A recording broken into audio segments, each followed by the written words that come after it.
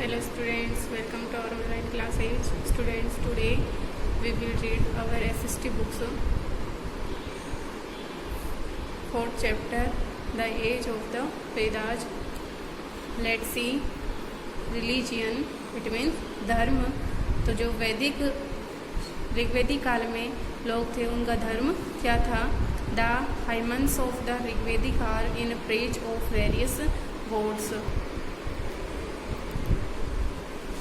The hymns of the Rigveda. Hymns means सूक्त. ऋग्वेद के जो सूक्त हैं वो विभिन्न देवताओं की प्रशंसा में लिखे गए थे. एंड गॉडेज और देवियों की, देवता और देवियों की प्रशंसा में लिखे गए थे. ऑफ नेचर, प्रकृति के. तो देखिए, जो ऋग्वेद में जो सूक्त हैं वो विभिन्न देवी देवताएं, जो प्रकृति में विभिन्न देवी और देवता हैं उनकी प्रशंसा में लिखे हुए हैं. दे आर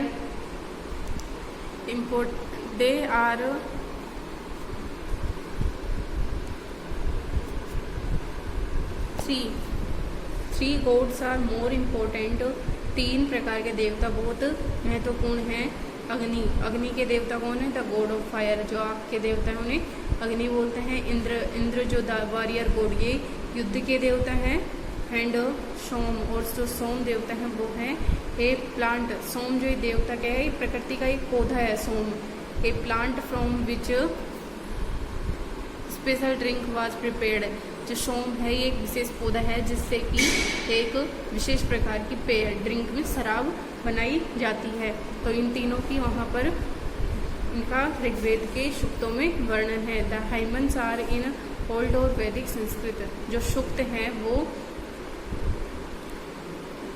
ओल्ड और वैदिक संस्कृत, वो पुराने हैं और वैदिक संस्कृत में लिखे हुए हैं. Which is different. देखिए, ये ध्यान रखना है कि हाइमन्स कौन सी लैंग्वेज में लिखे हुए हैं? वैदिक संस्कृत में लिखे हुए हैं. Which is different from the Sanskrit language you learn in school. जो आपकी स्कूल विद्यालय में आप जो संस्कृत लैंग्वेज सीखते हो उससे भिन्न थी ये वैदिक संस्कृत. दो the present Sanskrit has emerged from the old Sanskrit. जो वर्तमान काल की संस्कृत है वो इस पुरानी संस्कृत से ही निकली हुई है. इन लेट ईयर्स, बाद के वर्षों में. इसमें जो बाद के वर्षों में पुरानी संस्कृत चलती थी ऋग्वेदिक संस्कृत, उससे ही यह आज की वर्तमान काल की जो संस्कृत है वो निकली है. In the beginning Rigveda was not in written form. प्रारंभ में ऋग्वेद लिखित रूप में नहीं था. So it was recited and heard rather than read. तो इसको पढ़ने की बजाय पहले क्या किया जाता था? इसे केवल सुना जाता था और इसकी रिसाइटमेंट्स गाया जाता था. The priest taught the students to recite and memorise each syllable, word and sentence. The priest, जो पुजारी होते थे, वे टॉट सिखाते थे द स्टूडेंट्स, विद्यार्थियों को. टू रिसाइट मीन्स होता है उनको गाना, एंड मेमोराइज मीन्स याद करना. इच सिलेबल, प्रत्येक अक्षर को, वर्ड शब्द को, एंड सेंटेंस और वाक्य को. जो पुजारी होते थे वे ऋग्वेद के प्रत्येक सूक्त को गाना, याद रखना, उसके प्रत्येक अक्षर, शब्द और वाक्य को ये सिखाते थे. The teacher and students of this hymns were man of course. इन जो हाइमन्स में जो अध्यापक हैं और छात्र हैं वो बहुत क्या है, एक प्रकार के व्यक्ति थे. वे भी निसंदेह हैं. Rigveda was written down several centuries after first composed. जो ऋग्वेद है वो पहले कई सेंचुरियों पहले लिखा गया था. And printed less than 200 years ago. और इसको 200 वर्षों में प्रिंट किया गया था, छापा गया था. लेटर वैदिक एज, पहला तो पूर्व ऋग्वेदिक काल था, उसके बाद में वैदिक काल, जो पाश्चात्य वैदिक काल है उसके बारे में देखिए. During the later Vedic age, पाश्चात्य वैदिक काल के दौरान Aryans were known to have occupied the Gangetic plains. जो आर्यन लोग थे वे गंगा के समतल मैदानों में रहते थे. This period dates between 1000 to 600 BCE. इसका जो लेटर वैदिक एज था उसका समय था 1000 वर्ष से 600 ईसा पूर्व तक का. Moving along the banks of the Yamuna river. और ये यमुना नदी के किनारे पर रहते थे. The Aryans reached Kurukshetra and Hastinapur. जो आर्यन लोग थे ये कुरुक्षेत्र और हस्तिनापुर में गए and further settled along the northern Gangetic plain, और इसके बाद में गंगा के उत्तरी मैदान में बस गए। ड्यूरिंग दिस पीरियड, इस समय अवधि के दौरान a number of changes took place in their social, economic, religious and political life. इस समय अवधि के दौरान उनके सामाजिक, आर्थिक, धार्मिक और राजनीतिक जीवन में बहुत परिवर्तन आया। नेक्स्ट टॉपिक है पॉलिटिकल लाइफ। जो ऋग्वेदिक काल था उसमें लोगों का राजनीतिक जीवन कैसा था। ड्यूरिंग दिस एज, इस समय अवधि के दौरान द गंगेटिक वैली और Aryavarta became the centre of politician activity. इस युग में जो गंगा घाटी थी और आर्यव्रत का क्षेत्र था वह राजनीतिक गतिविधियों का केंद्र बन गया। The king acquired more power and kingship. राजा ने अधिक शक्ति और राजत्व प्राप्त किया। किंगशिप मीन्स राजत्व। बिकेम हेरिडिटी, अपने वंशानुगत के गुणों को पाने के लिए। The kings were in charge of defence. जो राजा होता था उसका कर्तव्य होता था रक्षा करना। Maintaining law and order of their kingdoms, और उनके राज्य में कानून की व्यवस्था बनाए रखना यही राजा का कर्तव्य होता था। They tried to extend their territories. जो राजा होते थे उन्होंने अपने क्षेत्रों को बढ़ाने का प्रयास किया। Therefore frequent wars were fought. Frequent means बारंबार या लगातार युद्ध होते रहते थे। The sabha and samiti now comprised only the rich and the powerful. जो सभा और समिति होती थी वे भी बहुत समृद्धशाली थी। इच ट्राइब और ग्रुप ऑफ ट्राइब जो occupied a specific territories. Etch tribe और ग्रुप, प्रत्येक कबीला और समूह ऑफ ट्राइब जो जनजाति समूह था उनका प्रत्येक समूह ऑक्यूपाइड ए स्पेसिफिक टेरिटरी, वे एक विशेष क्षेत्र में रहता था। The area was named after the most dominant tribe like Panchal and कुरु। और इन जो कबीला होता था उसको एक विशेष नाम दिया गया था उनके डोमिनेंट मीन्स वंशानुगत पूर्वजों के आधार पर, जैसे कि पांचाल और कुरु। सोशल लाइफ, उनका सामाजिक जीवन। जो ऋग्वेदिक काल था उसका सामाजिक जीवन कैसा था। Let's see. During the later Vedic age, बाद के जो पाश्चात्य वैदिक एज था उसके दौरान family continue to be the basic unit of society. Family continue to be the basic unit of society. जो परिवार थे वे जो आधारभूत समाज की इकाई थी उसमें निरंतर लगे रहे।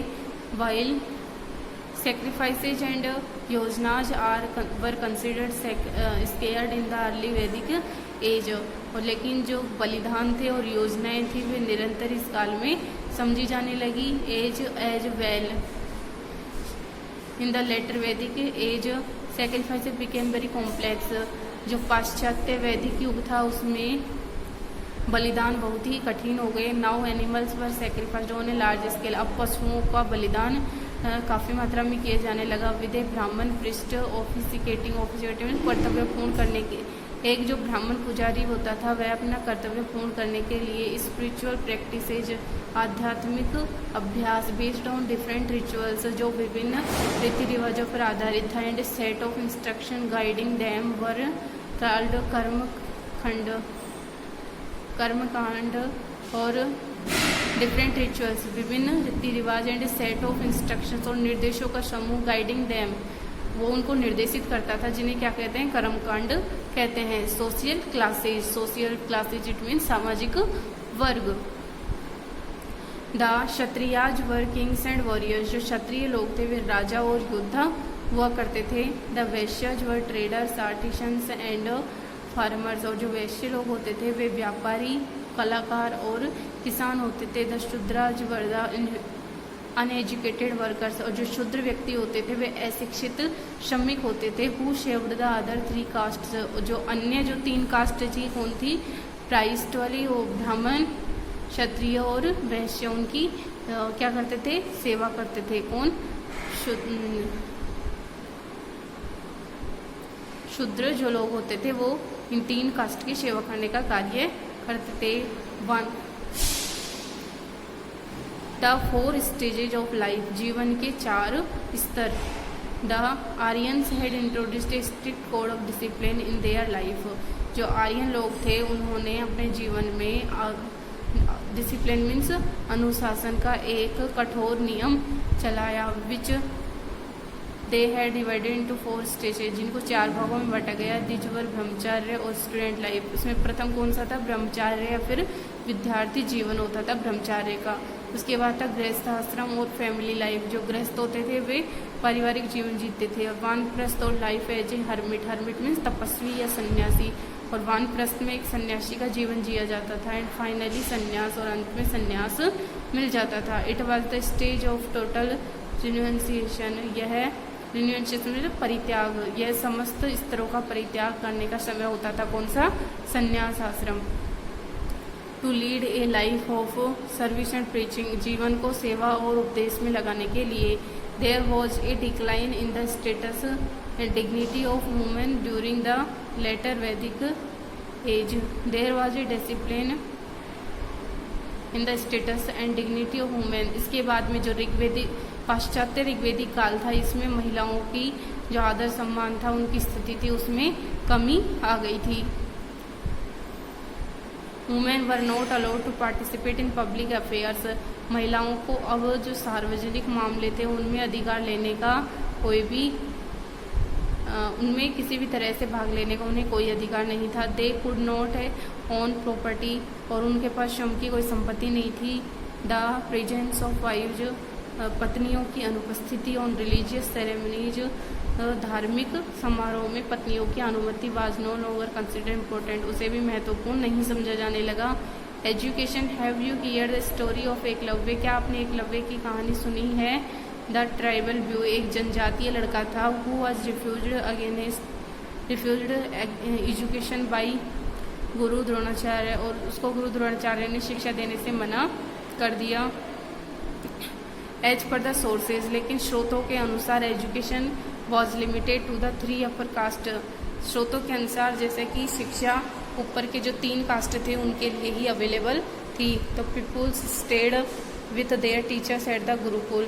इसमें जो 3 क्या होते थे, शिक्षा कैसे लेते थे कि जो शिष्य होते थे वे गुरुकुल में अपने अध्यापकों के साथ रहते थे। Now unlike in the early Vedic as, अब प्रारंभिक वैदिक युग की तरह educating girls was not considered important. अब जो शिक्षित लड़कियां होती थी उनको महत्वपूर्ण नहीं समझा जाता था। मोस्ट ऑफ द नॉलेज, और अधिकांश नॉलेज वाज फ्रॉम द वैदिक लिटरेचर, जो अधिकांश ज्ञान था उसको वैदिक साहित्य से लिया गया था। Students were taught philosophy, logic, religion, और विद्यार्थियों को दर्शन शास्त्र, तर्क वितर्क, धर्म, ग्रामर, व्याकरण, एस्ट्रोनॉमी, खगोल शास्त्र, मेडिसिन, जो औषधि विज्ञान है, इथिक्स, नीति, एंड अरिथमेटिक, इट मीन्स अंक गणित के बारे में बताया जाने लगा। Knowledge was passed on orally in Sanskrit, जो ज्ञान था उसको संस्कृत में बताया गया। Dhanurvidya was taught to the princes, धनुर्विद्या को राजकुमार को सिखाया गया। पीपल्स ऑब्जर्व्ड स्ट्रिक्ट डिसिप्लिन, और जो छात्र होते थे, शिष्य होते थे, उनको कठोर अनुशासन एंड रेस्पेक्ट, सम्मान फॉर द टीचर, अध्यापक के लिए सम्मान और उनको अनुशासन सिखाया गया। तो स्टूडेंट्स ये आज के लिए इतना ही। नेक्स्ट हम नेक्स्ट वीडियो में रीड करेंगे। तो पेज नंबर 26 का फर्स्ट पेज कंप्लीट हो चुका है, और next do you know your economic life हम नेक्स्ट वीडियो में रीड करेंगे। जितना आपको रीड करवाया गया उसे आप रीड करें, कोई प्रॉब्लम हो तो कंसल्ट करें। Okay, thanks.